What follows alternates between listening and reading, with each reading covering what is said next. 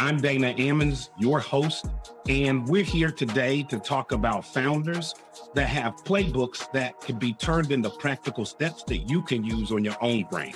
And one of the founders that I'm really excited to bring to the show today is Eric Moyal.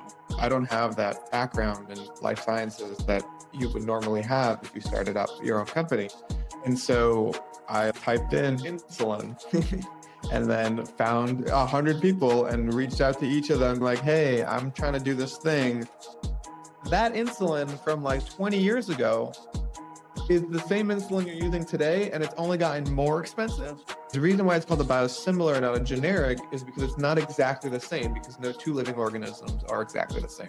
So you have to go from a small pipette all the way to 250 liters to 3,000 liters to 10,000 liters, right? These are massive scaling operations that have to be done. 1.3 million Americans who don't take as much insulin as they're supposed to leads to an enormous amount of complications, diabetes-related complications, amputation, glaucoma, heart issues, cardiac issues, so many different complications. 1 in 4 healthcare dollars is spent on diabetes in the United States, and a lot of that is complications.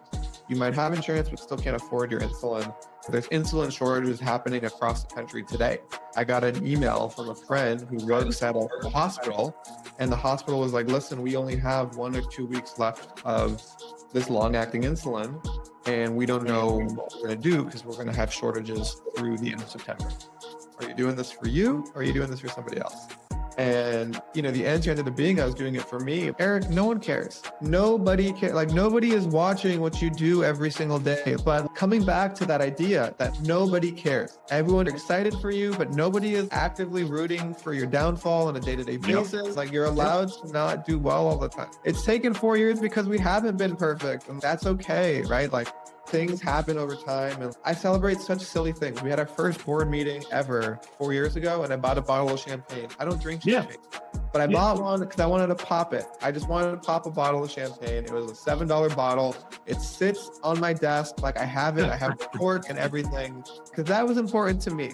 I only learned about all this stuff because I asked people, and people told me, right? Like, a closed mouth doesn't get fed. If I don't know something, I go to LinkedIn and I'm like, hey, can you help me?